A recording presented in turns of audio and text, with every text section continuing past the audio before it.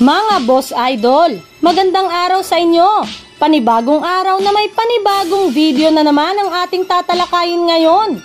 Tara na't pag-usapan natin ang balitang pagkuha ng Sacramento Kings kay Zach LaVine at ang balitang magbabalik na nga daw sa Barangay Ginebra si Justin Brownlee.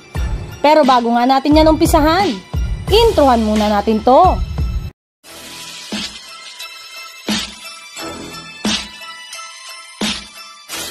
Halina't pag-usapan natin ang balitang pagkuha ng Sacramento Kings kay Zach LaVine.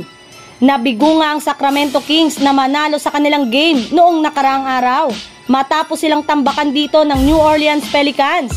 Pero sa kabila nga ng kanilang pagkatalo ay nananatili pa rin naman nga sila sa taas ng standing ng Western Conference. Kaya wala nga silang dapat pang ikabahala sa kanilang kasalukuyang pwesto ngayon.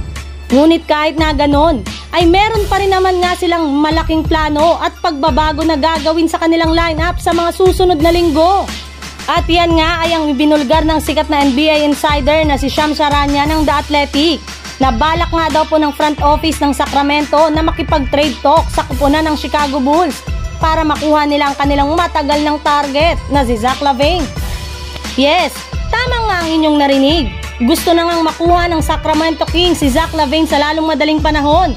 Para nga sa inyong kaalaman, nag-agree na nga sana si Zach LaVine noon sa kontratang ibinigay sa kanya ng Kings noong 2018 nang pumasok siya sa free agency. Kaso lang, tinapatan rin naman nga ito ng Bulls kaya nabigo nga sila na makuha.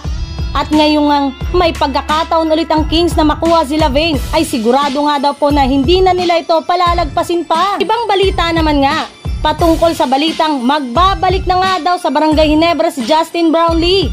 Marami nga ang sobrang nadismaya sa nangyari sa Ginebra sa kanilang game kontra sa Magnolia. Matapos sila ditong madaya ng mga referee nang hindi tawagan ng foul si Mark Baroka. Kahit man natapik nito ang forearm ni Scottie Thompson, maging ang kanilang head coach na si Coach Tim Cone ay sobrang dismayado na rin naman sa nangyari.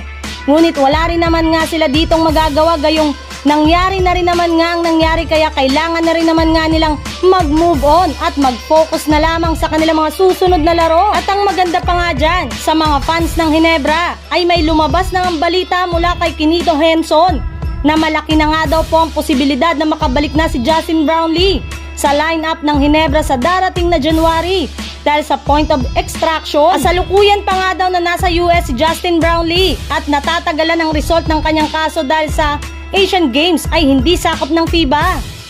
Ang kinagandahan pa nito, maaari na daw siyang sumali sa practice ng Ginebra habang naghihintay pa ng desisyon.